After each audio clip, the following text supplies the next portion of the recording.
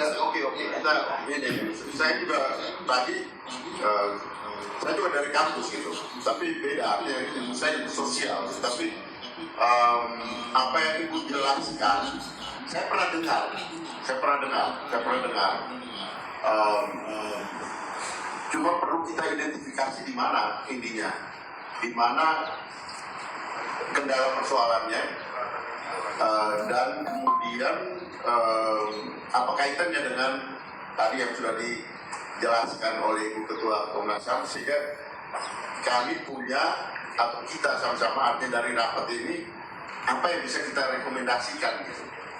Itu yang penting, karena apa yang Ibu bicarakan ini ada dari wilayah pendidikan yang tidak di Komisi 13 gitu.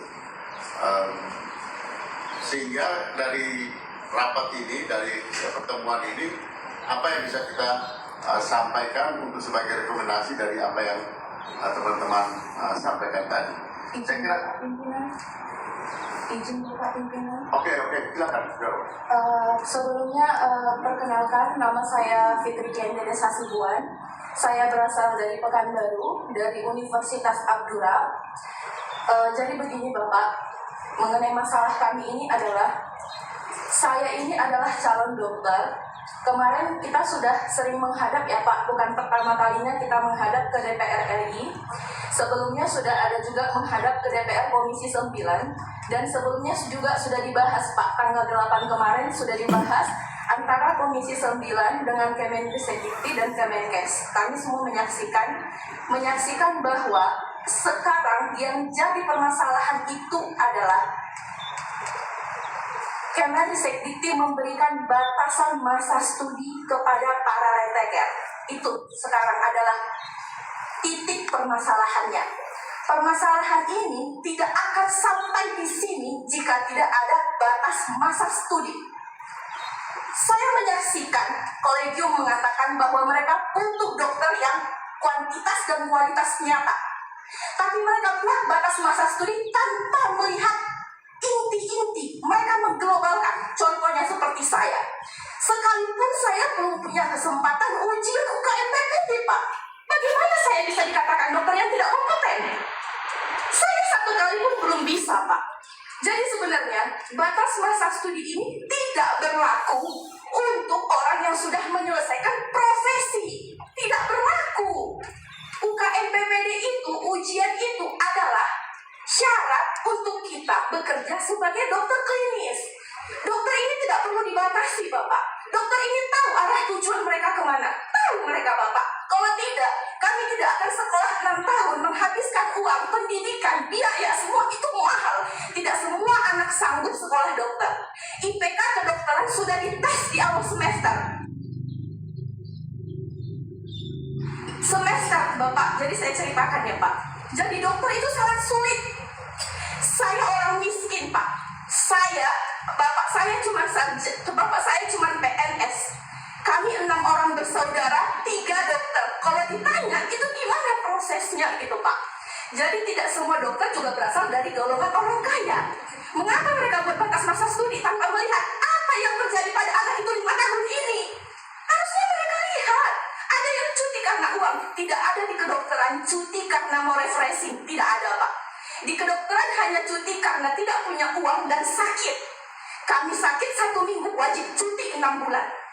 Wajib rugi 35 juta. Kami tidak boleh sakit. Selama profesi kami tidak boleh sakit. Bapak tahu profesi itu kami ngapain aja di rumah sakit. Terbilang kami semua yang membackup pasien. Kami yang menginput pasien. Kami yang mengobati pasien. Kami yang memvisit pasien. Semua kami lakukan. Hanya saja lisensi kami sebagai dokter belum ada. Jadi kami tidak duduk. Tidak Pak. Kami langsung praktek. Kami langsung action. Bahkan kami sanggup membuka kamar operasi ya Pak. Itu luar biasa sekali Pak. Perjuangan jadi dokter itu susah Pak. Saya jual goreng dari pagi sampai malam. Malam saya lanjut jual kosmetik sampai jam 1 malam. Saya belajar lagi dari jam 3 subuh sampai pagi Pak. Untuk jadi escape menjadi profesi dokter Pak. Saya selesai. Tiba-tiba saya 1 kali pun tidak dapat jatah untuk ujian. Dari mana dia bisa melihat kualitas orang Pak? Dari mana? Kami tahu ranah kami bekerja satu saat nanti Pak. Setelah kami selesai Adik sudah selesai kuliah, Sudah Bapak. tapi tidak bisa ujian. Tidak bisa. Saya terkena PNS. Karena Batas masa studi yang sekarang dilakukan oleh Dikti. Ini dia Pak. Ini sebenarnya yang masalah besar. Dikti membuat batas masa studi sehingga dokter-dokter tidak bisa ikut ujian. Kalau dia tidak ujian, bagaimana dia lulus? Dia tidak bisa berpraktik, dia tidak bisa bekerja Pak. Itu masalahnya sekarang Pak. Oke Bapak, mungkin ini saya persingkat sedikit. Sebenarnya ini masalahnya adalah Permen 18/2018 yang diberlakukan secara surut. Kami yang dari Angkatan Pendidikan 2018 ke bawah, kenapa dikenakan permen tersebut? Dan kenapa Undang-Undang tahun 2023 ini berdampak kepada kami yang sudah selesai pendidikan profesinya di bawah dari 2023. Dan tadi Bapak juga bilang bahwasanya kami sudah pernah ke Komisi 10, benar Pak? Kami dari tahun 2018 sampai sekarang ke Komisi 10 DPR RI, tapi tidak pernah mendapatkan solusi. Begitu Bapak. Jadi poin terbesarnya adalah kenapa peraturan menteri atau undang-undang berlaku surut untuk kami. Begitu Bapak. Terima kasih.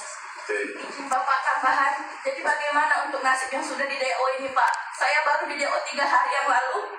Kalau saya tanya berapa orang yang sudah saya kumpulkan, lebih dari 500 saya dapat sudah di DO. Ini surat resmi, tapi mengatasnamakan kampus Pak. Tidak ada di sini dari Kemendikti. Ini bukti surat DO yang sudah saya terima 3 hari yang lalu.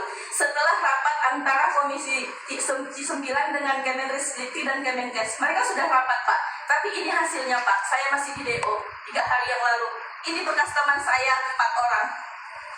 Dari universitas saya hanya ada 4 reteker dan saya firsteker. Kami semuanya sudah di DO 3 hari yang lalu Pak. Ini bukti nyata. Jadi semua data yang disebutkan oleh Kemendikti saat rapat kemarin tidak valid Pak. Mereka sudah membuang orang yang di DO dan tidak dianggap ada. yang mendeo Yang mendeo adalah kampus tetapi dengan aturan Kemendikti Pak. Dikti yang memaksa kampus untuk mendeo mahasiswa apabila sudah lewat batas masa studi yang disebutkan tadi Pak, yang 5 tahun tadi Pak.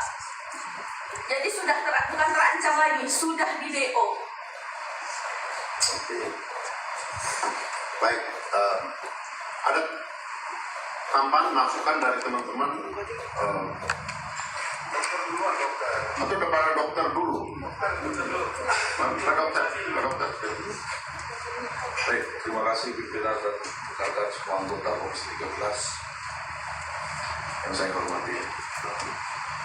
Yang saya hormati Bu Ketua Komnas HAM, adik-adik dari Pergerakan Dokter Muda Indonesia. Perkenalkan, nama saya Dr. Ade Faisal, anggota DPR RI, fraksi Partai Demokrat dari Dapil Jawa Tengah 1. Saya harus memulai dari perjalanan saya kuliah kedokteran pimpinan. Kami kuliah kedokteran itu masuk tahun 2005 dengan proses yang cukup sulit juga. Artinya dimulai dengan ujian masuk fakultas kedokteran. Memang di tahun 2005 itu belum ada terdengar namanya UKM PPD ataupun UKDI. Sebelum UKM PPD ini kan ada UKDI namanya dulu tahun 2007. Kemudian kami menjalani kuliah kedokteran ini sebanyak 144 SKS itu kami melalui setiap semester itu ada ujian. Mungkin sama dengan fakultas-fakultas lain. Setelah kami menyelesaikan seluruh SKS di masa kuliah, kami diwajibkan yang namanya itu koas di rumah sakit yang bekerja sama dengan kampus tempat kami belajar. Selama masa koas itu ada beberapa stase namanya pimpinan. Artinya seperti stase besar, stase kecil, ada stase internis, penyakit dalam, ada stase kandungan, ada dan lain-lain. Itu dijalani sekitar 1 tahun, 8 bulan sampai 2 tahun. Dan setiap stase itu kami menjalani ujian. Setelah melewati masa koas, kami, karena saya masuk kuliah tahun 2005 pada saat itu, kami sudah berhadapan dengan ujian kompetensi. Memang masa transisi itu di awal tahun 2007 ada yang namanya UKDI dengan batas nilai 56 kita udah bisa lulus. Kemudian berubah lagi namanya menjadi UKMPPD dengan batas nilai 65 kalau saya tidak salah. Pada saat itu saya pun seharusnya saya duduk di sana pimpinan untuk menyuarakan ini. Karena saya retaker juga, lebih dari 3 kali saya menjalani UKMPPD itu. Cuma bedanya sama yang masa sekarang, saya tidak seperti adik-adik. Karena saya masih kurikulum saya konvensional, saya tidak mengikuti yang namanya internship. Nah, yang sangat disayangkan dari program studi dokter, profesi dokter ini, kenapa negara membuat acara ujian seperti ini lagi, gitu loh pimpinan. Apa gunanya kita di kampus itu ujian, setiap semester ujian, nanti di rumah sakit setiap fase ujian. Kok seolah-olah negara ini tidak bisa mempercayakan kepada kampus ataupun rumah sakit para dokter spesialis yang membimbing kami. Bukan dokter umum yang ngajarin kami, tapi dokter spesialis.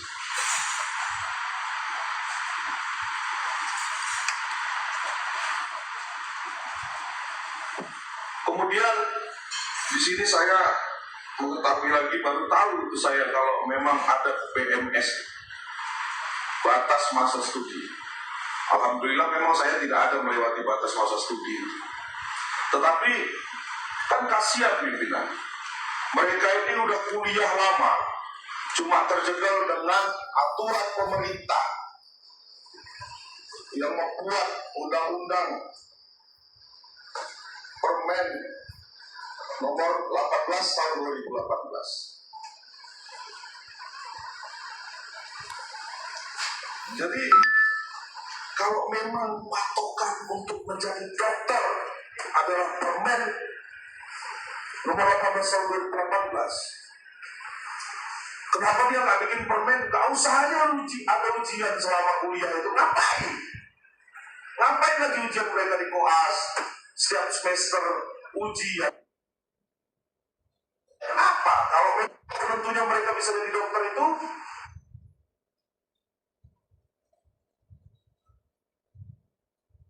Permen 2018 tahun 2018. Saya jadi curiga ini kok jadi bahan bancahan jadinya kayak gini-gini. Toh mereka ini kebutuhan negara. Undang-undang ini kan kebutuhan negara jadinya. Tapi mereka bayar untuk ujian itu lagi. Berapa bayarnya gede? Berapa bayar? 550.000. Setiap ujian bayar. Kampus berbeda-beda Pak. Kalau di kampus saya 850.000, ada uang registrasi lagi 250.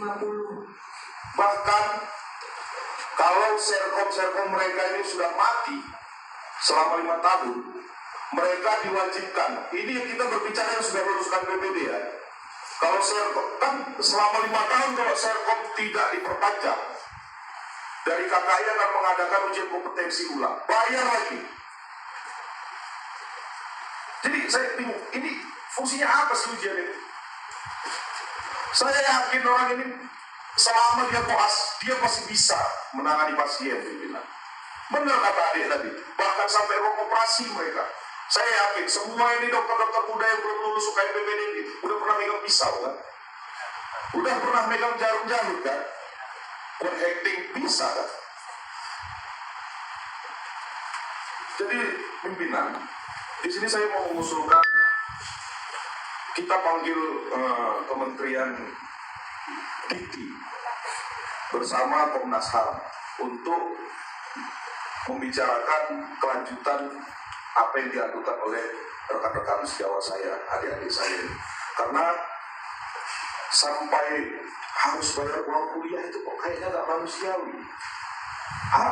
Kenapa mereka harus bayar uang kuliah sementara mereka tidak mau kuliah? Kerjaan mereka menunggu kok.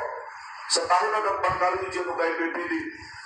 Kerjaannya menunggu ujian, mau ujian lagi.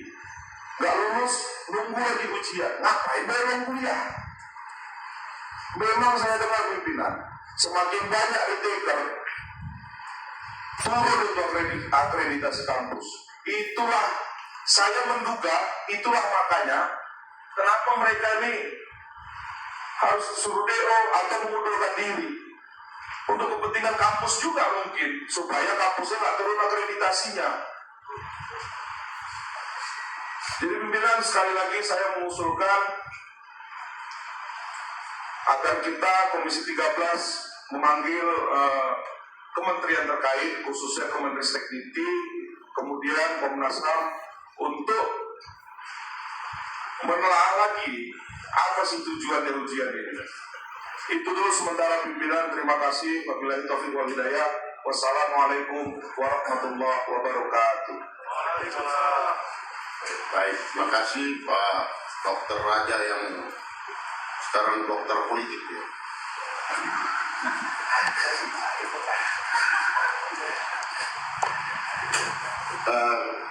Ya, dari teman-teman Ibu Rika atau Pak Mafirion dulu kan, yang dikelilingi oleh anak dan ponakan dokter.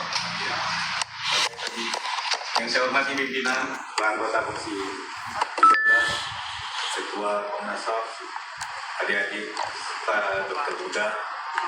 Saya ini tidak dokter, saya ini basicnya wartawan, tapi tak tahu kenapa anak, menantu, ponakan jadi dokter. Makanya tadi ketika kalian ceritakan itu, saya berpikir, kok saya tidak merasakan itu. Mungkin pada masa itu tidak ada rasa yang 5 tahun, yang 2018. Jadi pimpinan, yang jadi masalah itu adalah pimpinan, yang jadi masalah itu adalah pasal 40 ayat 1. Jadi yang 5 tahun, mungkin anak saya dan ponakan saya itu, menantu saya tidak pakai batas waktu pada masa itu. Kalau UKDI itu saya ingat dulu, saya sampai bikinkan satu tempat di Duren 3 di situ buat anak saya mengajar dokter-dokter dari Lampung, dari Jambi, dari mana-mana untuk ikut ujian UKDI itu. Saya ingat benar setiap hari dia ngajarin supaya ada yang sudah 3 kali, ada yang 4 kali, malah ada yang ikut. Khusus di anak saya kan 10 kali. Jadi anak saya ngajarin itu sebelum anak saya kemudian berangkat ke luar negeri melanjutkan pendidikannya. Tapi waktu itu mungkin tidak ada batas waktu dan tidak memberi pengaruh kepada mahasiswa yang belum punya profesi untuk DO. Mungkin pada masa itu tidak seperti itu. Saya pikir pimpinan, soalnya hanya satu di pasal 40 ayat 1. Itu aja yang harus kita perbaiki. Yang kedua, mungkin tidak ada kaitannya lagi mereka setelah SKED, kan mereka setelah SKED lalu koas kan menunggu profesi untuk mendapatkan semua sertifikatnya, itu sudah tidak ada lagi mengikat kampusnya, karena dia memang sudah menyelesaikan koasnya, sudah selesai, semuanya sudah selesai. Mereka hanya tinggal menunggu UKDI ya. PDPD. Ya, dulu UKDI kan. Nah, ya. Nah, jadi dipisahkan aja. Jadi begitu itu mereka keluar, sudah nggak ada urusan sama kampus lagi. Nah, jadi pasal 40 ayat 1 diperbaiki, mungkin di pasal 40 ayat 1 yang kita perbaiki itu, kita tambah pasalnya bahwa mereka setelah menyelesaikan SKED dan koas, mereka tidak lagi menjadi bahagian dari kampus, tetapi sudah memang menjadi dokter muda yang untuk menyelesaikan profesinya. Mungkin itu kalau itu bisa selesai. Yang kedua, kita harus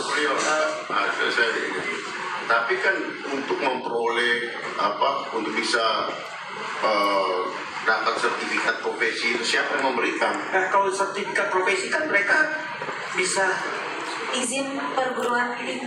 ya perguruan tinggi kan boleh maksud saya Dari rumah sakit tempat nggak perguruan Dari tinggi kampus kita masing-masing. bukan dari KKI. universitas juga. Bukan KKI, sertifikat kompetensinya saja. Maksud saya tidak apa-apa ketua. Yang penting dia dibebaskan dari urusan akademik. Itu kan DO itu kan urusan akademik. Kan padahal mereka sudah sarjana kesehatan, sudah sarjana kedokteran. Kan sudah tidak ada lagi ikatan akademik di kampus itu. Yang menjadi masalah kan mereka mengejar profesinya. Seperti menambahkan fakultas hukum, dia mau memilih apa? Atau advokat atau apa itu kan nanti dia di luar setelah itu. Maksud saya persoalannya hanya itu. Yang kedua, kita meminta karena ini maksud saya itu kan yang DO itu apa Tuan izin saya mau bertanya sama Bu Anies, apa dengan peraturan yang rasanya paling lama atau abu-abu ini, tindakan DO itu kan tindakan sepihak yang dapat melanggar hak asasi manusia, ya kan?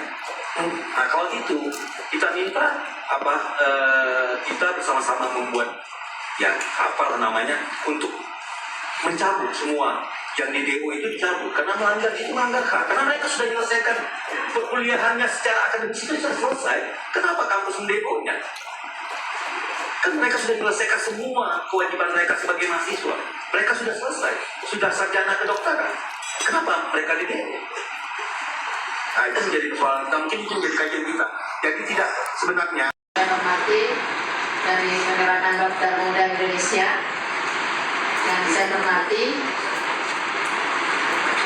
saya mengikuti dan mendengar apa yang tadi disampaikan bahwa perjuangan untuk mencari keadilan di DPR RI bukan baru satu hari ini ya. Sudah ke Komisi 9, mereka sudah tutup pintunya, sudah ke Komisi 10 dan hari ini ke Komisi 13. Komisi 13 kita berharap bisa mengambil posisi sebagai penjaga pintu konstitusi ya. Sehingga hak konstitusional warga negara ini bisa dipastikan keadilan hukum dan bisa memberi solusi atas persoalan yang hari ini kami dengarkan dan tadi disampaikan oleh Ketua Komnas HAM bahwa sekitar 1023 dokter yang di DO ini DO di akhir batas masa studi. Kalau dari apa yang disampaikan oleh bapak-bapak ataupun juga dari materi ini, dasar hukum ini terbit surat Direktorat Jenderal Pendidikan Tinggi nomor 0247 B2 AL 01/2026 ya, yang mendorong evaluasi mahasiswa melampaui batas studi atau DO tadi. Mungkin saya ingin menanyakan dulu ke Ibu Ketua Komnas HAM, aturan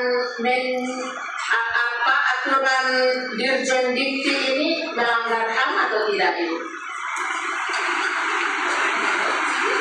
Tentu saja bisa berpotensi menimbulkan pelanggaran hak asasi manusia karena ini sifatnya kan pembatasan hak ya.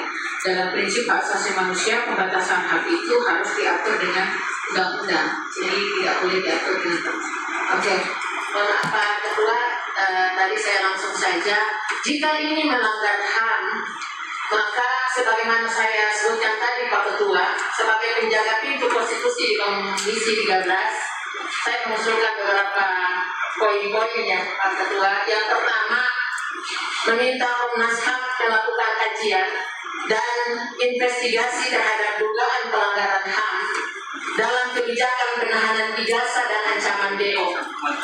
Saya yakin bukan saja dokter-dokter ini yang kena DO. Di daerah saya, Bu, di Maluku, juga saya mendapatkan aspirasi yang serupa. Beberapa mahasiswa terkena DO akibat dari adanya surat dari Dirjen Dikti. Dan ini berarti bukan saja di satu institusi universitas ya kedokteran, tapi hampir seluruh perguruan tinggi seluruh Indonesia memperlakukan aturan ini, Pak. Yang kedua, mendorong Ombudsman RI melakukan pemeriksaan terhadap potensi maladministrasi dalam pelaksanaan kebijakan pendidikan profesi dokter. Yang ketiga, merekomendasikan moratorium sementara terhadap kebijakan DO bagi mahasiswa retaker sampai terdapat kepastian hukum yang jelas. Kalau apa yang tadi disampaikan melanggar HAM berarti sudah tentu melanggar konstitusi. Yang keempat, mengundang Kementerian Pendidikan Tinggi, Sains dan Teknologi, Kementerian Kesehatan, Konsul Kesehatan Indonesia, Asosiasi Fakultas Kedokteran, dan organisasi profesi untuk memperoleh gambaran menyeluruh akar persoalan yang sebenarnya. Yang kelima, mendorong evaluasi pasal 213 Undang-Undang Nomor 17 Tahun 2023 agar selaras dengan prinsip hak atas pendidikan, kepastian hukum, dan pertimbangan Mahkamah Konstitusi. Yang keenam, mendorong formulasi status hukum baru berupa lulusan pendidikan profesi dokter belum berwenang praktek bagi peserta yang telah menyelesaikan seluruh kurikulum tetapi belum memperoleh sertifikat kompetensi. Jadi ada dua status hukum yang berbeda. Yang pertama itu sebagaimana tadi diceritakan, digambarkan, pertama mengikuti ujian di kedokteran. Kemudian yang kedua yaitu mengikuti sertifikat kompetensi ya, berupa instrumen untuk memastikan kelayakan menjalankan praktek profesi yang tadi disebutkan UKNPD ya. Nah, yang ketujuh bahwa memastikan UKNPD tetap menjadi syarat memperoleh registrasi dan kewenangan praktek kedokteran demi perlindungan pasien dan keselamatan publik.